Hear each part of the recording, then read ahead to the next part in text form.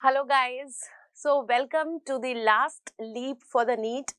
This is an initiative from our side in order to make you practice the clinical pattern questions which are going to be there in your NEET PG 2021. As you know that pattern is changed. You are having just 200 questions in the same time when they were giving 300 questions. So as expected, we were we are expecting a lot many clinical scenario kind of questions, and definitely that needs a practice because it takes time to read these questions, to comprehend these questions, to analyze these questions, and plus you require a definite approach. That clinical approach is definitely required to solve these kind of questions, and especially in these last days of preparation when you are already done with maximum of the subjects, and now you are in a dilemma what to do, what to revise, what to leave, and how to put your best foot forward for your preparation. So I think this is going to be very useful, and this is going to boost your preparation like anything. So we have already done with one session, that is radiology. Today we are doing ophthalmology, and in the coming weeks you will be getting many other subjects too, right? So let's start with the questions. Now when we will be doing the questions, okay, obviously I will be explaining them and we'll be discussing the questions side by side, but first try to attempt it so that you'll come to know that how you were thinking, that was right or not, whether your mind was going in the right direction or not, and that will definitely help you to get your weakness strength weakness analysis done, so that you get to know that where you are getting wrong. So first try to think yourself also, and then we'll be discussing too. So let's start with the question number one. Now this is your question number one, a very important topic, and which is a must because it is integrating your ophthalmology, your neuro-ophthalmology, your neurology, medicine, and your neuroanatomy too. So I think this is a brilliant combination of integrated questions, and time and again I have seen that there is some problem doing this kind of a question. So let's see. This patient is actually shown in the image has normal vertical eye movement. So you don't have the option there of highlighting, but I highlight so that you will come to know what are the things you have to pay attention to, pay heed to when you are reading such questions. So they have normal vertical eye movements. The left eye has left jerk nystagmus on attempted left gaze. So this is again important. Where is the most likely location of the causative lesion? Now, whenever you are given the images, I always say look at the image and also look at the options first and then come back. So, the options are left paramedian pontine reticular formation, we have right third nerve nucleus, left MLF and right MLF. Now, if you have got this answer, please comment your answer in the comment section. Let us see whoever will get the maximum answers right at the end of the session will definitely get something exciting and surprising from us, and you will also get to know, that will be a boosting factor for yourself also, that how many rights you have given. So let us see the image. Now, whenever you see this kind of image, always start with the central image. We always start with the central image. This is your primary gaze, and as you can see, yes, you can see the primary gaze does not have any problem, and this seems to be normal. This seems to be normal. Now, because they are saying that there is a problem on attempted left gaze, so first I will see the right gaze. So, this is the patient's right gaze. Can you see? Now, when the patient is seeing in the right gaze, what is happening? The right eye will abduct. So, you can see the normal abduction here, and the left eye will adduct. So, you can see both are there. Person is able to see in the right gaze properly. We are not having any problem. So, we don't have any abduction deficit in the right eye. We don't have any adduction deficit in the left eye. Now look at the left gaze. When you see that the patient is trying to see in the left gaze, left eye should adduct, so that you can see here.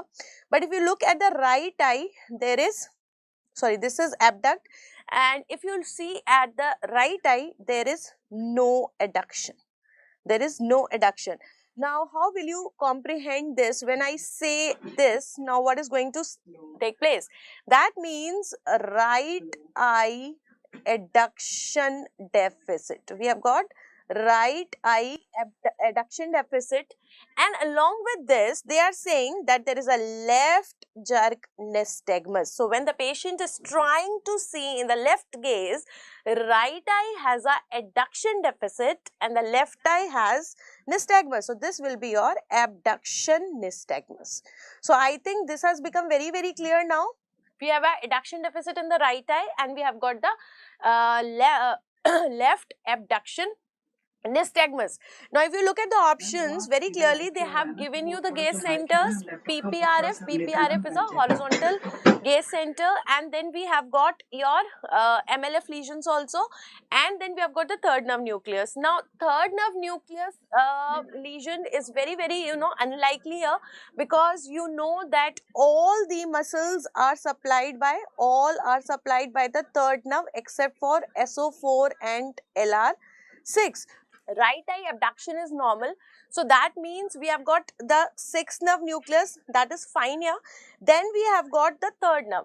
Now, the third nerve, if the third nerve has gone, that means there will be a problem in your superior rectus also, in the inferior rectus also, then you have got the inferior oblique also. So, all these muscles will have a problem and you will not have the nystagmus in the other eye in cases of the third nerve palsy.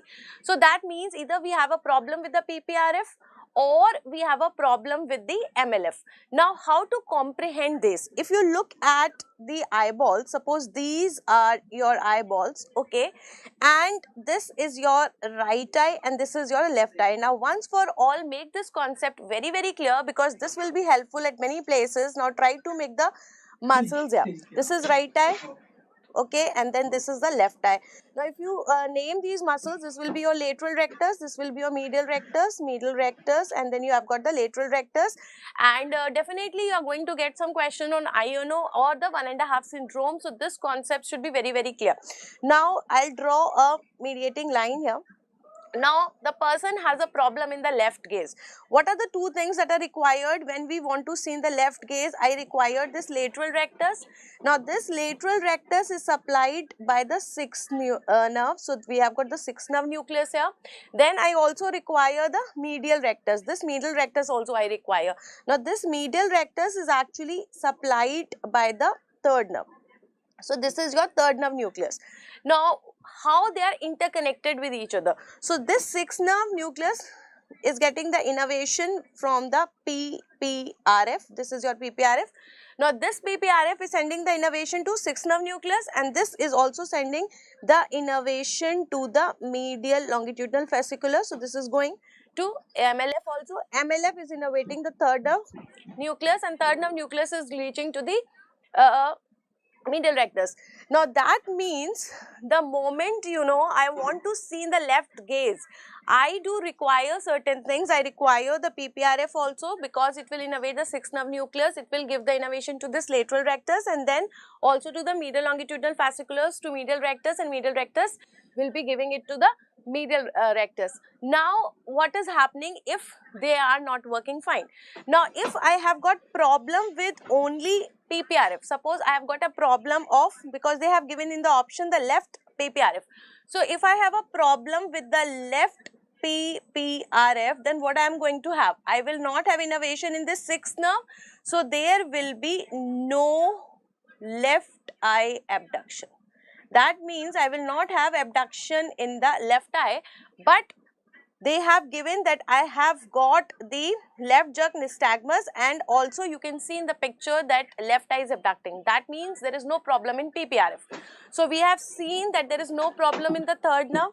We have seen that there is no problem in the PPRF. So, you are left with the MLF.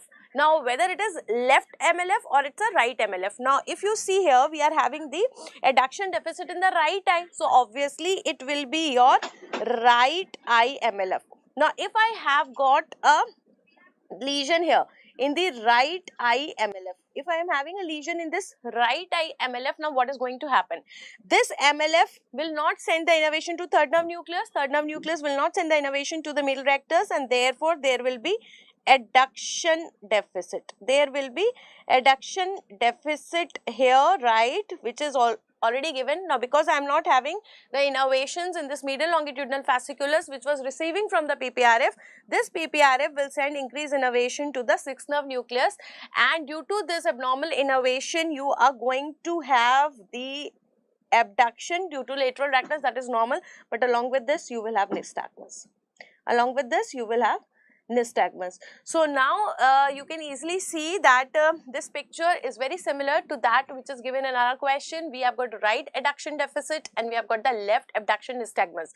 So in general, because it will take a lot of time, I will say that whenever you get such kind of questions, always go with this, that the same side adduction deficit and the other side abduction nystagmus. So if I have the left abduction nystagmus, directly I can go to the right MLF lesion. If I have right abduction nystagmus, directly I can go with the left MLF lesion. You have to be very clear. Okay, either you go from the picture adduction deficit we can do, or you can go from the nystagmus also. Now in the continuation of this, we also have one thing more, that is your 1.5. That is called as a 1.5 syndrome. So many times we have a problem in this 1.5 syndrome also. Let us try to see what is this 1.5 syndrome. 1.5 syndrome means, suppose you have got the two eyes, okay, this is your right eye and this is your left eye. So how will you get this 1.5 syndrome? See, if I have a MLF lesion, we have got from the MLF lesion, I have got the internuclear ophthalmoplegia, because this medial longitudinal fasciculus is located between the two nuclei. One is the sixth nerve nucleus and one is the third nerve nucleus. Now 1.5 syndrome takes place when I have got a lesion of the PPRF plus MLF. PPRF plus MLF. Now let us see how. Suppose I am taking that we have a lesion of this PPRF. Left eye PPRF. So what is going to take place? If I have got a problem in the left PPRF, obviously no innervation to the sixth nucleus, so no innervation to the lateral rectus. So the left eye abduction deficit will be there, and there will be no innervation to the right eye medial longitudinal fasciculus. So there will be right eye adduction deficit. This is very clear to you. Now because they are saying that we have got combined lesion of PPRF and MLF, so that means we have got the left MLF lesion also. So left MLF lesion will also lead to the left eye adduction deficit. Left eye adduction deficit. So what you are going to get? So that means I have got left eye I have got abduction deficit also, left eye adduction deficit also, but in the right eye I have just the adduction deficit, and due to the left MLF lesion I will have adduction deficit on this side and contralateral abduction nystagmus. So what you are leaving? We have got right eye abduction nystagmus. So this is 1 plus half plus half 1, and this is half.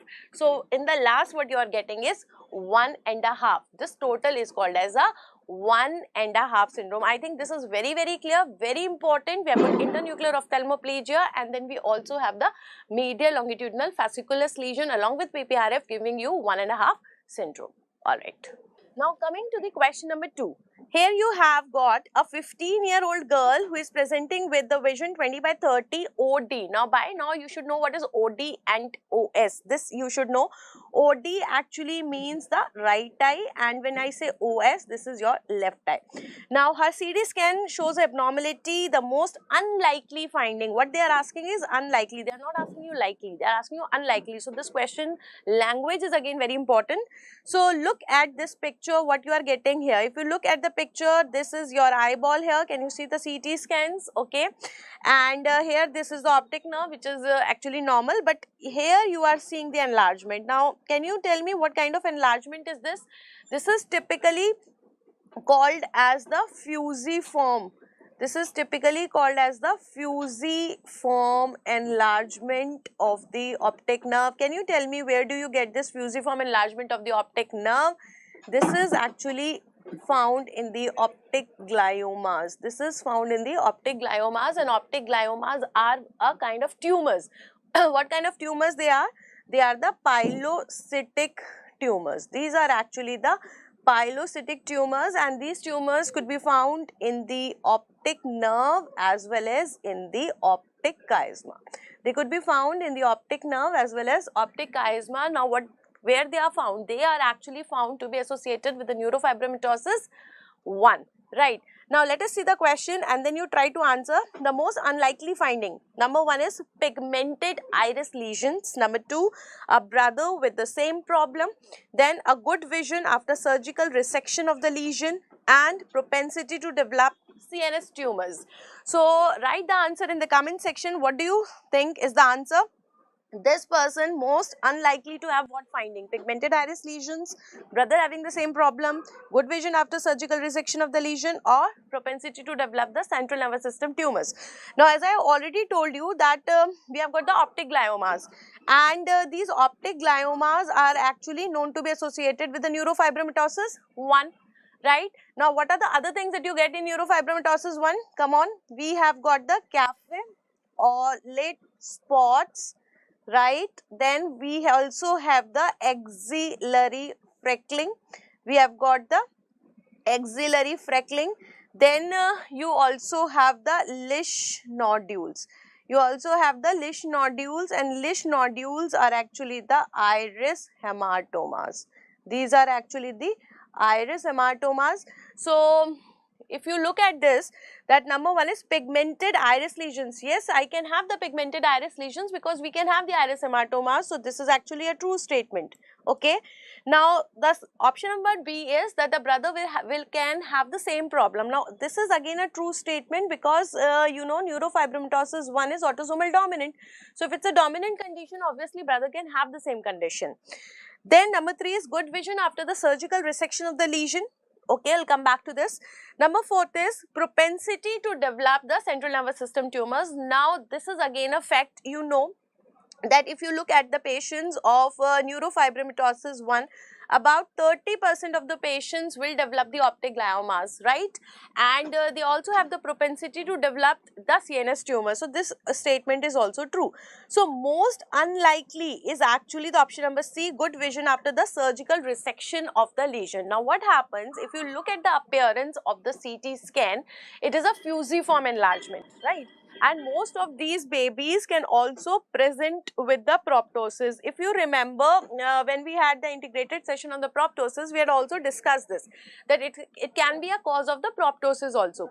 Now, many of the students get confused between the optic gliomas and the meningiomas. So, that is why I try to keep the image, CT scans image of the meningioma also. In the meningioma, if you see, we typically get the tram track appearance, right? So, Dr. Rajat also told you that we get the tram track appearance, and this is by far the best image that is available of the meningioma. So, you are getting this kind of appearance which is not there in the optic glioma. So, you have to be very, very clear.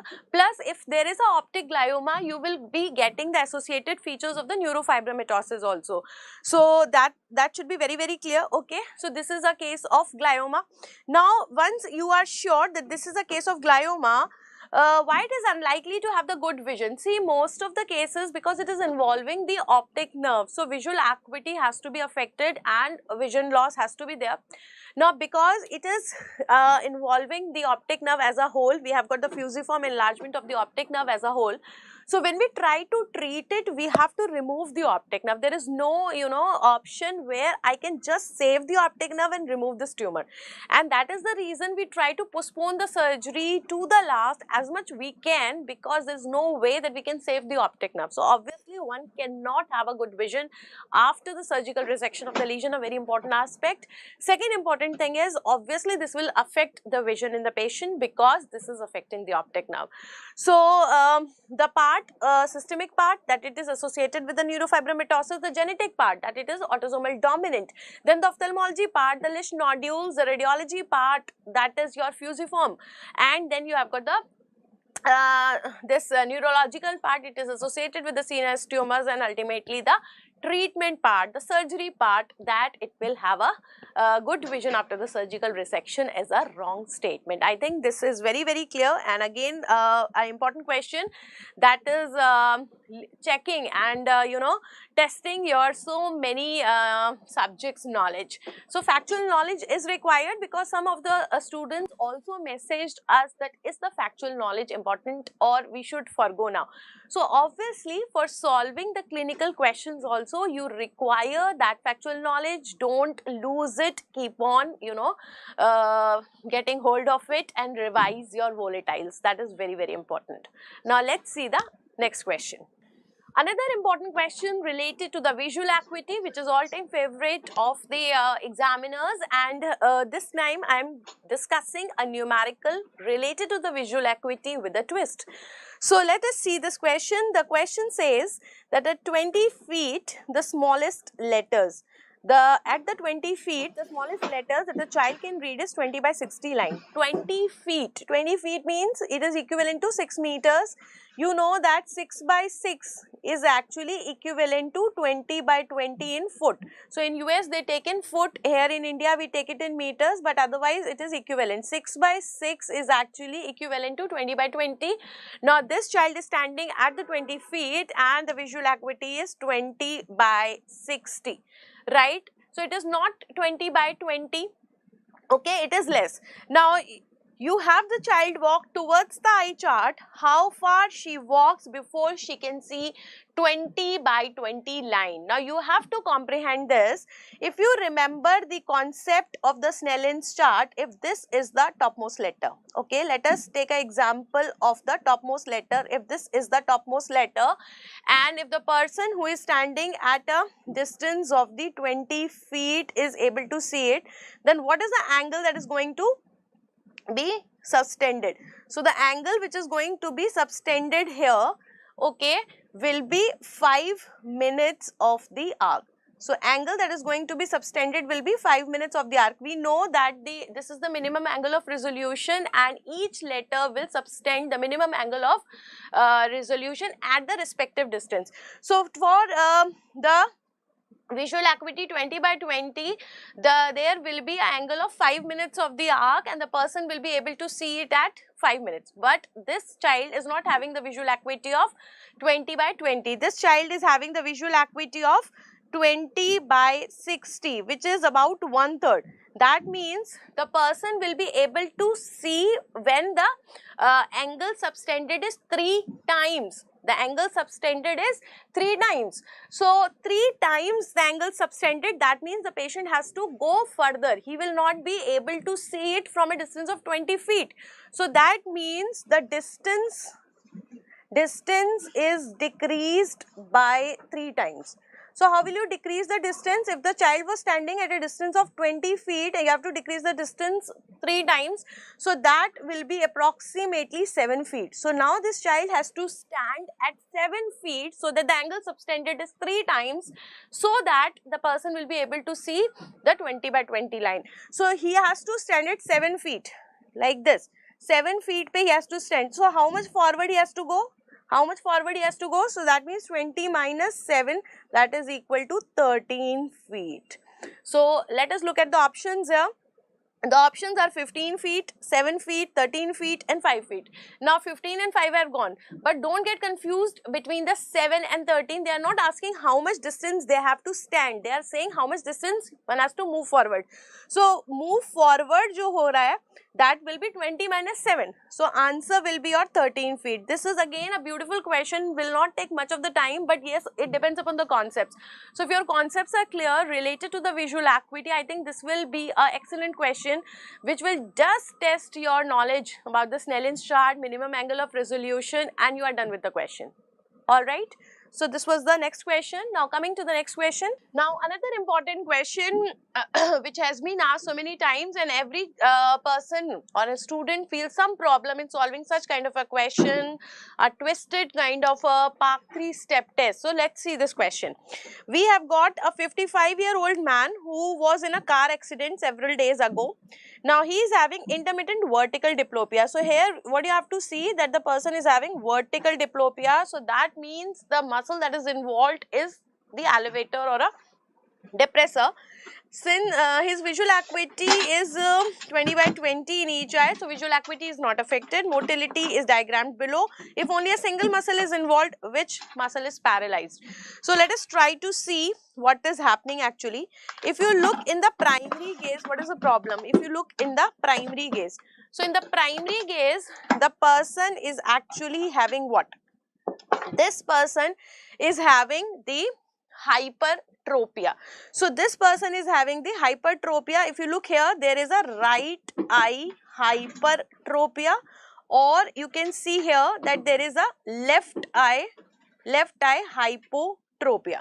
So because we do not clinically analyze and evaluate the patients in terms of the hypotropia, we are saying that it's a right eye hypertropia. But either way, if you see, either it's a right eye hypertropia or it's a left eye hypotropia, and this is increasing in which gaze and which tilt. Okay, now if you look the person in the right gaze, it is normal. You cannot see any increase in the hypertropia or the hypotropia when the person is seeing in the right gaze.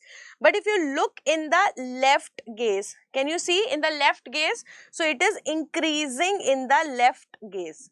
This is increasing in the left gaze. So we have got the right eye hypertropia, oblique left eye hypotropia, which is increasing in the left gaze. Now you have to see the head tilt also. So instead of telling them in the theory, they have given you the image and you can easily see this. So tilting towards the right. Now if you see the tilting towards the right, you can see this hypertropia. But if you see the tilting towards the left, it is normal. So it is increasing in the right tilt. It is increasing in the right tilt. Now this becomes a simple question. You can easily solve this question, that there is a right eye hypertropia which is increasing in the, which gaze it was? In the left gaze. It is increasing in the left gaze and the right head tilt. Now try to solve this question and give me the answer in the comment section. By the time I will also tell you. Okay, so try to solve this question if you already know this. So either we have got the right eye hypertropia or we have got the left eye hypotropia. How to solve such question? Right eye hypertropia means the right eye depressor palsy we could have, or we could have left eye elevator palsy. Okay, we can have right eye depressor palsy or we can have left eye elevator palsy. Now what are the depressors of the right eye? So we have got the right eye here, we have got the left eye here. This is your right eye, this is your left eye, and depressors are right superior oblique or the right inferior rectus. We have got left eye elevator, so left superior rectus or the left inferior oblique. So this is your step 1. This is your step 1. You have find out the 4 muscles which could be involved. Now coming to the step 2. Step 2 increases in the left gaze. Step 2 says that it is increases in the left gaze. You have to see in which gaze it is increasing. It is increasing in the left gaze. Now try to make left gaze here. Left gaze is this. So when the person is seeing in the left gaze, left eye abduct and the right eye adduct. Okay, so adduction. Now many people get confused that recti are adductors and the obliques are abductors. No child, we don't have to see this here guys. We have to see that the maximum elevation and depression in the eye takes place by which muscles. So maximum elevation and depression in the adducted eye takes place by the obliques, and the maximum elevation and depression in the abducted eye takes place by the rectus muscle. So I hope you are able to correlate this, because rectus muscles are working maximum in the abducted eye and the oblique muscles are working maximum in the adducted eye. So you have to take the oblique in the adducted eye or you have to take the rectus in the abducted eye. So out of the 4 you are left with the 2. Now you go with the step number 3. when you go to the step number 3, you will see that it is increasing in the right head tilt. It is increasing in the right head tilt. So look at the head tilt. Now it is increasing in the right head tilt. So if you look here, this person has tilted the head like this. So it is something like this. When I am tilting my hand, eyes will roll to the opposite direction to counter balance. This is your counter rolling mechanism. So right eye will intort, right, and the left eye will go like this. So this will extort, right. Now you already know that superiors are intorters. So here I should have a superior muscle, while extort means I should have some inferior muscle, but left side pe we had selected the superior rectus. So this is wrong. So your answer is right superior oblique. You just go by these 3 steps and answer is yours. So look at the options now and just see where there is right superior oblique and just click it. Okay, you don't have to read all the options here, because reading the options will not make you know anything here. Just go by 3 steps, okay, and you have got the answer. If you have given the language directly, then it becomes easier for you. If you have the pick also, then also not a problem. First look in the primary gaze, look at the right gaze, look at the left gaze, and look at the head tilt. Okay, now sometimes they say that it is increasing in this particular head tilt, then you have to go with that head tilt. But sometimes they say the person comes with the left head tilt. Now if you look here, the person has a right head tilt increase hypertropia, but the left head tilt no increase. So this person will have left, okay, obviously, because if you go by the muscle also, the superior oblique people will show you opposite head tilt. So right superior oblique palsy will show me the left head tilt. So it is not increasing in this, it is showing, it is compensating. That means it will increase in the right head tilt. So don't take the left head tilt, you have to take that tilt in which it is increasing. So that is a major point. I suppose you have understood it. Alright, now coming to the next question. Alright, now coming to the next question, there's a similar kind of a question with a slight tilt here. This person is 63-year-old man, diabetic patient, 63-year, you have to see the age, you have to see the gender, male, diabetic patient, and diplopia is worse on upward gaze. So you always have to see that in which gaze diplopia is getting worsened, because in that particular gaze, the muscles that will be working will be the important ones. Ductions are full here. However, in the up gaze, the left eye only elevates the halfway. That means I have got a problem in the left eye elevators. Yes or no? Because this eye is not elevating full. There is only halfway elevation. Pupils in remainder of the ocular examination is normal. So if you look at the elevators of the left eye, we have got the LPS muscle, we have got the superior rectus muscle. These 2 muscles are the elevators, but because you know pupils are normal, rest of the ocular examination is normal. That means the medial rectus is not involved, the pupillary means secretomotor fibers are not involved. Yes, that means we have got selective involvement of these 2 muscles, and these muscles are supplied by third nerve.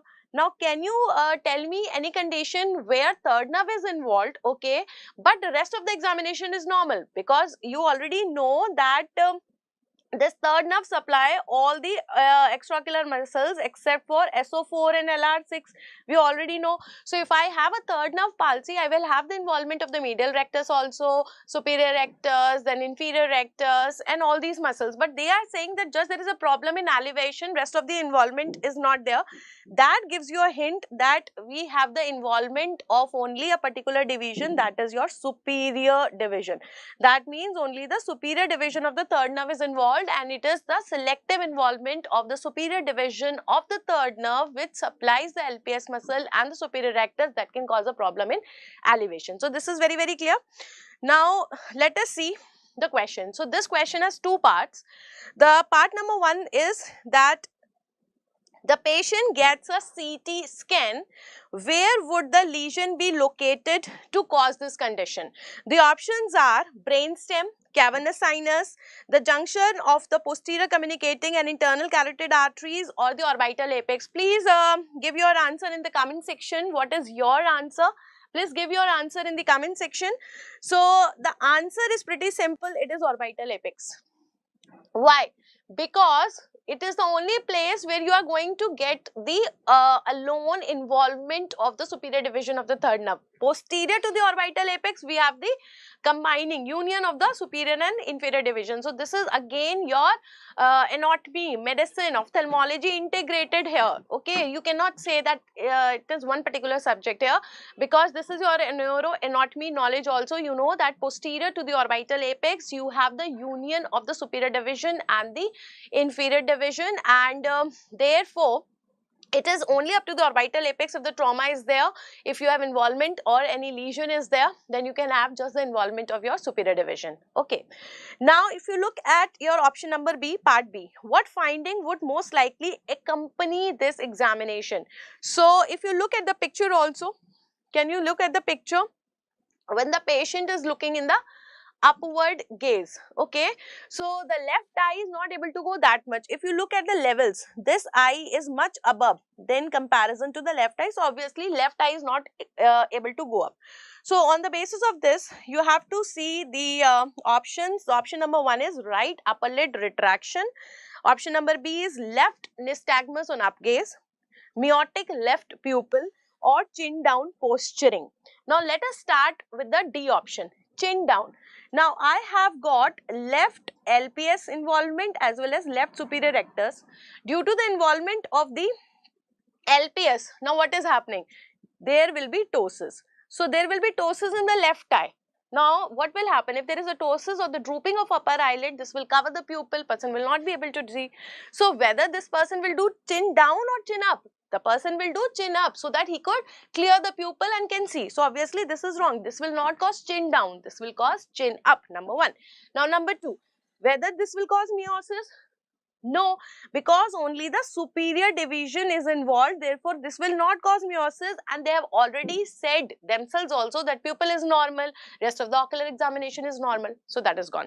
Then we have got left nystagmus on the up gaze. Now third nerve palsy does not cause the nystagmus, it is actually the right MLF lesion. If I have this you have already seen in the question number 1, if I have got a right MLF lesion, then I will have left abduction nystagmus, so this is also not there. So by default also your answer is this, A, right upper lid retraction. Now I will tell you how. See what happens if I have got, suppose this is your right eye and this is your left eye, okay. So left eye is having ptosis. Okay, now in order to elevate this eye, now the person will send more innervation, to the LPS muscle, because you want to see, elevate the eye. So what is happening according to the Haring's law? What is the Haring's law says? According to the Haring's law, equal and simultaneous energy will go to both the muscles, to the yoke muscles. So what will happen? The same amount of energy will go to the right LPS also. Same amount of energy will go to the right LPS. Now the left LPS is paralyzed, but not the right LPS. So this will cause the upper lid retraction. And that is why this person will definitely come up with the right upper lid retraction. This is again a very important and a beautiful concept that you learn from the Haring's law. This person will give more stimulus, more innervation to the left LPS to elevate the eyelid, and that same innervation will go to the right also, and that is why what will happen? There will be more innervation and that will lead to the upper eyelid retraction. So two important questions linked to the one. Okay, what is the site of the lesion and what will be the findings? All right, now coming to the next question. Again, I have framed two parts of this question. In two ways this question could be asked. Now, let us see the part A first. A 72-year-old woman, always look at the age of the patient, the gender of the patient, 10 to 15 minutes episode of blurred vision in the right eye. So what is this? This is actually transient obscuration of vision. So that means this person is actually having the transient ischemic attacks, the TIA. And the moment you get this, there are certain things that start coming in your mind. That is actually the importance of clinical subjects, that where you have a lot of DDs in your mind, and you start thinking in that direction the moment you get this. So you have the syncopal episodes, you have got the 10 to 15 minutes blurring of vision in the right eye, and eye examination is normal. The presence of one of the following signs should elicit the most prompt attention. What should be there? That should be giving you the most prompt attention. Now this woman who is having the TIA, blurring of the vision in the right eye, and looking at the age of the patient, looking at the gender of the patient, the first thing that comes to our mind is your temporal arteritis. Okay, yes or no? The first thing that comes to our mind is the temporal arteritis. And what is the first thing that you see if you are thinking about a patient of temporal arteritis or the giant cell arteritis? The first important thing, whether it's a right carotid brew. Now this person is having the blurring of vision in the right eye, right carotid brew, or it's a scalp tenderness, BP 170/95, or a cardiac murmur. So that should elicit the most prompt attention will be your scalp tenderness, because if you look at the distribution, see, if you look at the distribution of the giant cell arteritis, again a very important topic, because in so many ways it is asked in the medicine and in your physiology, in your pathology also, and in your ophthalmology also. What is happening? There is an inflammation in the arteries of the head. So this patient will be coming with the headache, this patient can come with the night sweats, this patient can come with the transit obscuration of the vision. So one of the arteries, especially the temporal artery, so when the temporal artery is involved, then that is called as the temporal arteritis. So there will be enlargement and there will be thickening of this temporal artery, which will be felt as the cord-like structure. Then this will be giving you scalp tenderness, this will be giving you headache, and as well as this will also give you the signs of compression. The signs of compression can also lead to the neuropathies. It can also lead to what you called as ocular ischemic syndrome. Now, if you look at the systemic things, what are happening? So, try to see the distribution beautifully. They have tried to explain you, if you look at the distributions of the arteries, that what are the things that are going to occur. Now, if you look here, the temporal artery tenderness, it is starting from the scalp itself. Along with that, we will also have the systemic features, because it is the inflammatory pathology. So you will have fever also, fatigue also, we have myalgias, we have arthralgia. So another kind of presentation that we can have in this kind of a patient will be the systemic feature. And if you remember, what is the most important test or the first test that you are going to do? So that is very, very important. The first thing that we do is the ESR. So if I am getting the scalp tenderness, cord-like structure, pain, headache, all these things along with the fever, with the transient ischemic attacks, then the first thing that we do is the ESR. Second thing that we do is the CRP. Okay. Now, if you look at the second part of the question, then we'll come back to this. Okay. Now, this woman did not have any of the findings listed in the previous question. So, the patient does not have any of the findings which are listed in the previous question. What are the previous findings? So, no, not having any carotid brew, not having any scalp tenderness, blood pressure is also not raised, and not having any cardiac murmur. Suppose this patient, we did all the things and we are not having anything. Now, how to proceed further? So this patient is not having anything. She is also denied of headache and numbness or any weakness, no myalgia and anything. Now she did remember a 10-minute episode of double vision and also difficulty chewing fast because jaw becomes tired. So she said that I had a 10-minute episode of double vision, diplopia. Diplopia is there. So that means I can think about the ophthalmoplegia.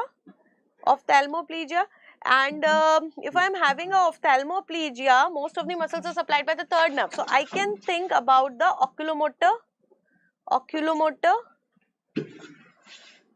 plegia. So the muscles which are supplied by the oculomotor nerve are not working, they are paralyzed, and also due to the ischemia. And we also have a difficulty in chewing fast because jaw is becoming tired. Jaw is becoming tired. This is called as the jaw claudication. This is called as the jaw claudication. So this is a beautiful example where they are giving you the ischemia to the masseter muscle. We have the jaw claudication. We also have the oculomotor ischemia leading to the ophthalmoplegia. Then we also have what you called as the transient ischemic attacks also. So that means it is a typical example of the ocular ischemic syndrome. It is a typical example of ocular ischemic syndrome. Now we can have so many things in the ocular ischemic syndrome. The presentations could be different. One of the important causes is the giant cell arteritis, which is also called as a temporal arteritis, right? So what they are saying, what should be the next step? Now here they are not asking you best step, they are just asking you the next step. What should you do? Should you do the carotid Doppler? Should you do the antiphospholipid antibody levels? Should you do the ESR or acetylcholine receptor antibody levels? Now the beauty of this question is that they are not asking you the diagnosis. They are just asking you as if you have got the patient and you want to analyze how you will actually approach this patient sitting in the OPD. What will you think? So if my patient is having jaw claudication, is having this what you call as ophthalmoplegia, transient ischemic attacks, obviously I will think in terms of the ocular ischemic syndrome. Now if I'm thinking about the ocular ischemic syndrome in a female who is 72 years old, so what should be the first thing that you will think of? Temporal arteritis. Now, if I am thinking of the temporal arteritis, but I am not getting the scalp tenderness and all, what is the next thing that I can do to confirm this temporal arteritis? Will I do directly the carotid Doppler or BRU and all these things? No. So next thing is I can just do the ESR. Just do the ESR. Raised ESR levels, raised CRP levels will be a good evidence that this patient is having a temporal arteritis. Obviously afterwards, or if they ask you the best step that they could have done is your carotid Doppler, but the next step that they are doing is actually your ESR levels. Now, what about your antiphospholipid antibody levels? Even antiphospholipid antibody syndrome can also lead to TIA, but this is more common in young patients. While our patient is 72-year female, so it's very unlikely to get in this age patient. And if you see the acetylcholine receptor antibody level, this you get in myasthenia gravis. So we are not thinking of myasthenia gravis here. In the myasthenia gravis, the most common ocular feature that you are getting is the ptosis. You are not getting the ophthalmoplegia there, in terms of diplopia, the transient ischemic attacks, you are not getting there. So this is not the clinical evidence of myasthenia gravis. So that is why you will not do this acetylcholine receptor antibody levels. So just a important thing, how should you go with the giant cell arteritis? So if you are having a patient of the giant cell arteritis, you require certain diagnostic criteria. Look at the age of the patient. If it is more than 50 years of age and this patient is coming with a newer onset of headache, okay, and you are having some abnormality of the temporal artery, it could be tenderness, or then if you are having the evidence of increased ESR, or we are having abnormal biopsy. So if you have got more than 3 criteria, you are gone. So more than 3 criteria, if you look here, we are having a patient more than 50 years also, then you are having, you know, the scalp tenderness is not there. So we will go with for the ESR, because I want at least 3 criteria. I want at least 3 criteria in the patient, and then I can make the diagnosis of GCF. Very, very important diagnostic criteria.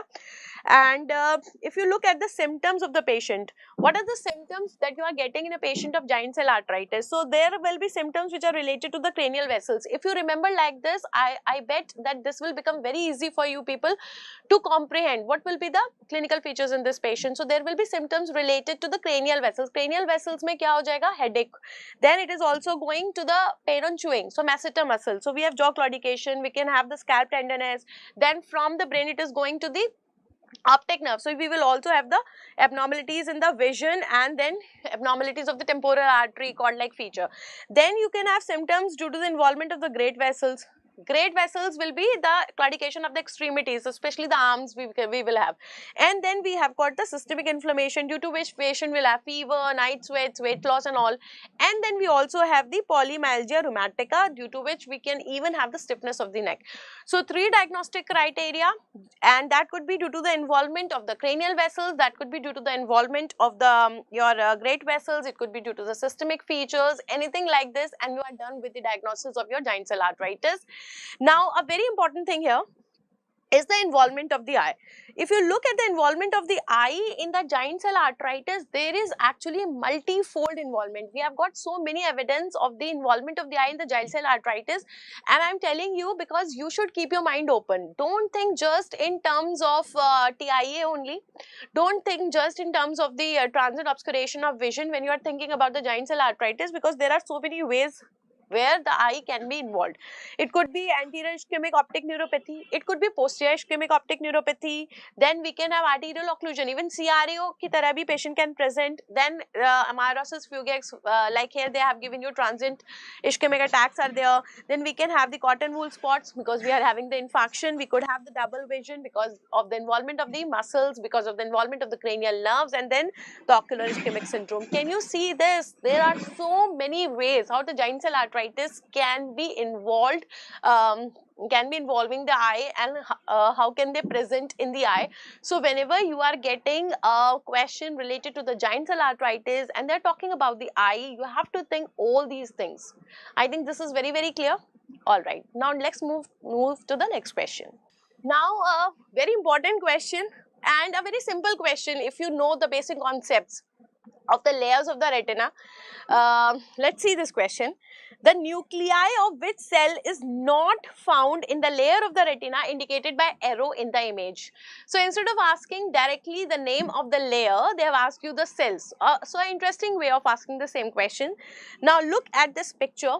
First of all, do you remember how to name the layers? I always told you that you can easily see that there are two darkly pigmented layers. One is this and one is this. So you have the darker nuclei here. These are the nuclei. So this is also nuclear layer. This is also nuclear layer. And is this visible here? This is also nuclear layer. This is also nuclear. Can you see? Beautiful nuclei you can see. And therefore you can say that these are plexiform. This is also plexiform and this is also plexiform. So half of the work is done. We have got two nuclear layers, two plexiform layers. If they are asking you any of the layers, you can easily tell this is nuclear, this is plexiform. Now how to tell outer nuclear, outer plexiform, inner nuclear, inner plexiform? So for that you have to see which side you have choroid or which side you have RPE layer. If you look at this picture, so you can easily see we have got the single layer of the cuboidal cells here. So this is your RPE layer. Now because this is your RPE layer, is it visible here? This is your RPE layer. So this will become your outer nuclear, outer plexiform, inner nuclear and inner plexiform. This is also done. Now suppose they are giving you a section where this is not seen. Suppose RPE is not seen or the choroid is not seen, then what you are going to do? Then see this. Then what you can do, you can see the next session where you are seeing these segments. You are seeing these segments here. So these are actually the outer segments and the inner segments. These are actually the outer segment and the inner segment which are present in the rods and cones. So by this thing also you are sure now that you are dealing with the outer side on this. So this is your layer of rods and cones. Then you have got the outer nuclear layer. In the outer nuclear layer, what you are getting? In the outer nuclear layer, we are getting actually the nuclei of the rods and cones, outer segment and the inner segment of the rods and cones, and then nuclei is going into the outer nuclear layer. Then you have got the outer plexiform layer. Then you are getting this inner nuclear layer. Now inner nuclear layer mein which nuclei you have? Always remember the hub. In the inner nuclear layer we have got the hub of cells. Now what is this hub here? We have got H for horizontal cells, then you have got A for amacrine cells, and we have got B for bipolar cells. Very easily you can remember. We have got hub of cells, we have got H for horizontal, then we have got A for amacrine, and we have got B for bipolar. Now they are saying that which is not found here, which are not found in this layer, bipolar, amacrine, horizontal or ganglionic. So very clearly the answer is ganglionic. Now this is very easy once you know the layer, because obviously the nuclei of the ganglionic cell will be present in the ganglionic cell layer, not in the outer nuclear layer or the inner nuclear layer or the plexiform layer. The nuclei of the ganglionic cells will be present in the ganglionic cell layer. So even if you are not able to identify the outer nuclear, inner nuclear, then also you can easily answer this question, because the nuclei of bipolar cells, amacrine cells and horizontal cells are present in one layer, while the nuclei of the ganglionic cells will be present in the ganglionic cell layer. So this question could be solved by the common sense also. I hope this is very, very clear. Apart from this aspect, you should be able to tell which layer also. Just see the orientation and go for the question. Alright. Now let's see the next one. Alright. Now see this question. Here you have got a 40-year man who is referred for ophthalmological examination because the vision in one eye could not be refracted better than 20/40. So vision is not improving beyond 20/40 in the eye. On examination, you note unilateral anterior chamber inflammation, stellate KPs dispersed over the posterior surface of the cornea. We have got brown iris with a mild difference of the iris pigmentation, and which one of the following is the most likely true statement? You have to tell the true statement.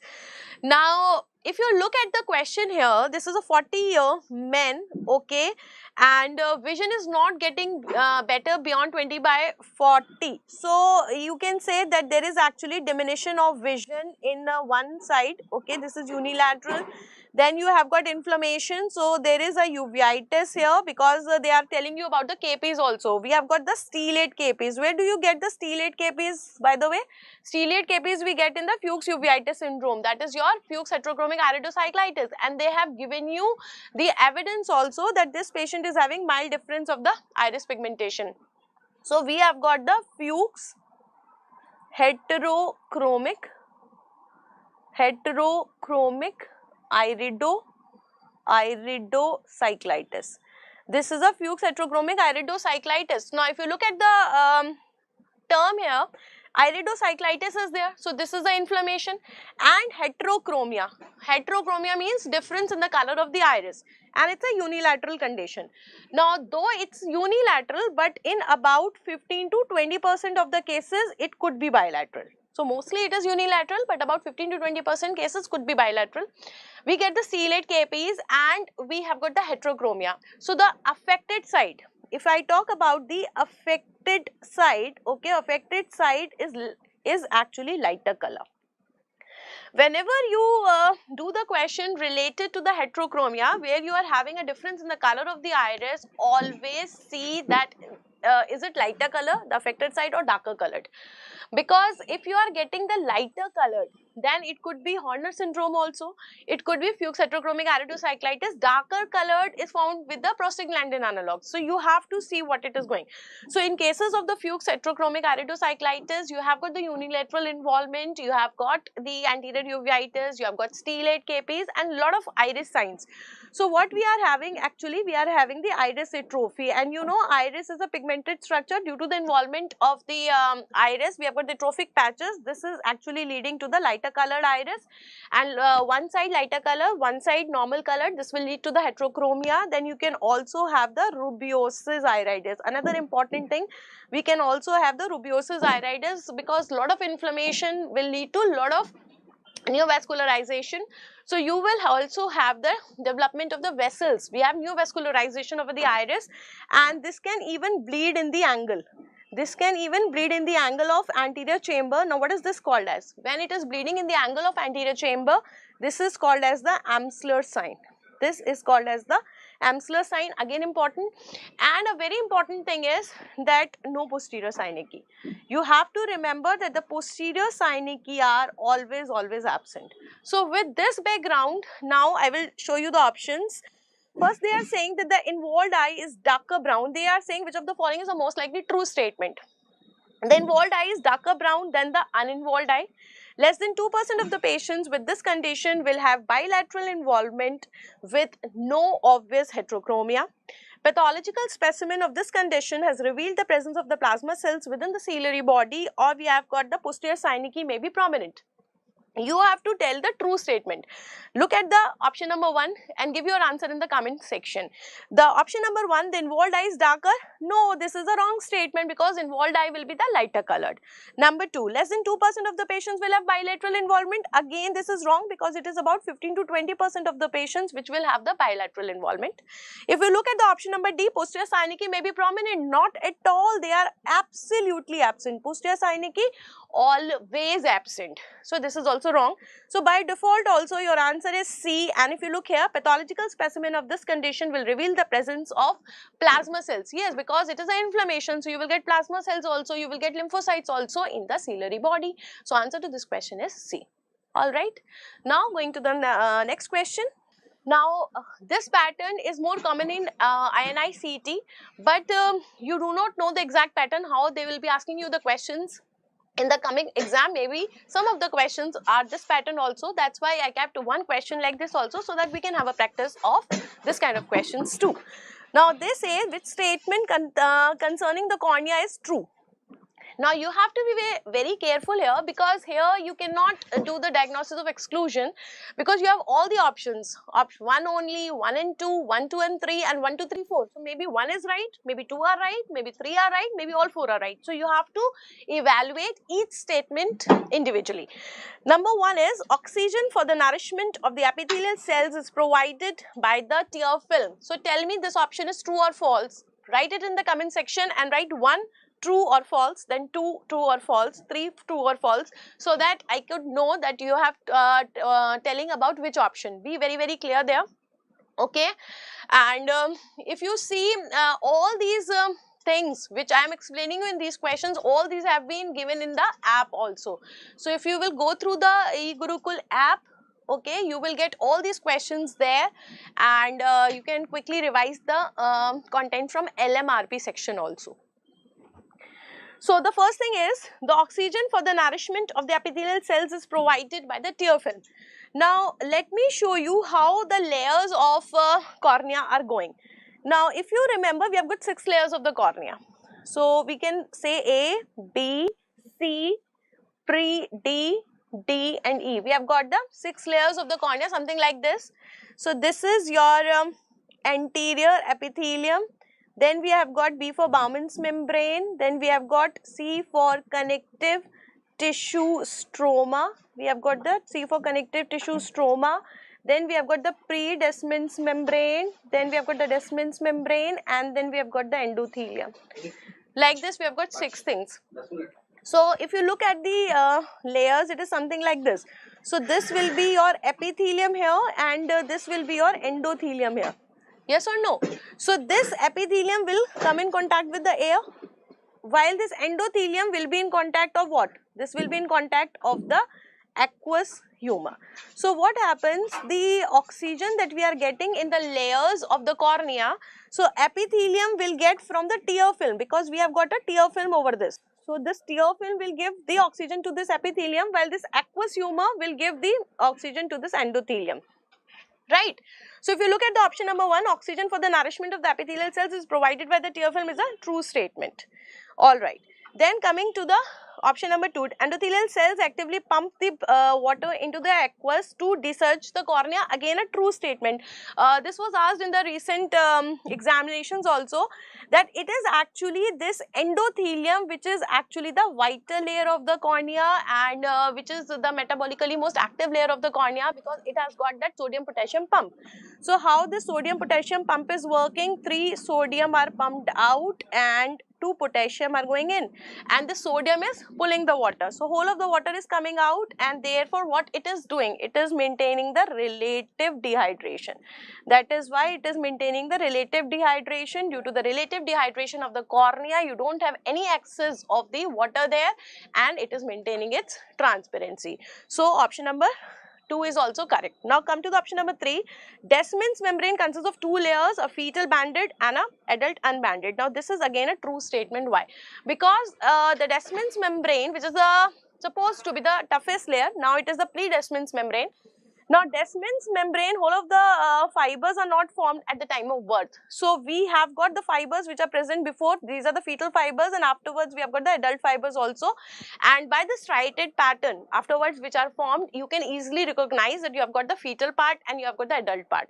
So that means you have got statement number 3, which is also true. Descemet's membrane consists of 2 layers. We have got the fetal banded layer, and then you have got the adult unbanded also. Now coming to the 4th, Bowman membrane is a true basement membrane secreted by the basal epithelial cells. So if you look at this Bowman's membrane, actually what happens, if you look at the stroma is a very, very thick part of the cornea. So this portion is actually the stroma, and this stroma actually constitutes more than 90% of the corneal thickness, and it is the superficial compressed part of that stroma, just the compressed part of the stroma, which is actually forming the Bowman's membrane. So there is no separate layer which is Bowman's layer, it is just the superficial fibers of the collagen which are compressed to form the stroma. and it is actually a acellular layer. It is not able to regenerate. It is acellular, and that is why whenever there is a trauma in the basement membrane, okay, that will lead to the corneal opacity. And it's not a basement membrane, not true kya, it's not a basement membrane. Actually it is not secreted by anything. Actually the Descemet's membrane is secreted by the endothelial cells, but basement membrane is not secreted. It is not a basement membrane, it is not a secreted one, it's a acellular layer, and that is why it will lead to the corneal opacity. Now if you look at this option, they are saying that it's a true basement membrane. It's not a basement membrane, it is not secreted by the epithelial cells. It is not secreted by the epithelial cells. So which of the options are correct? The option number 1 is correct, 2 is correct, 3 is correct, not the 4.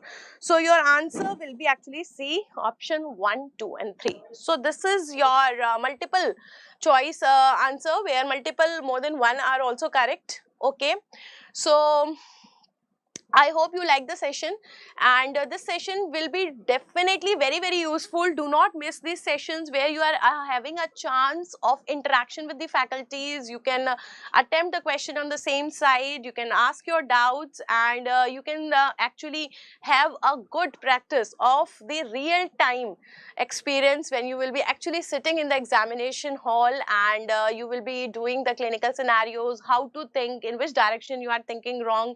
All these things are very useful.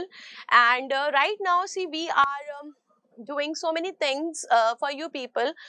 We are doing so many integrated sessions. I know time is a limitation in your last stage of preparation, but then also I would say that spare some time to go through these sessions, because they have been specially crafted to boost your last days of preparation. So if you know, take out some time, okay, don't sit exclusively to see these integrated sessions. You can put your earphones on, and while you are taking a break, or you are going out, or you are doing some work, maybe you are eating, you can put your earphones and you can just listen, okay, and get the useful points.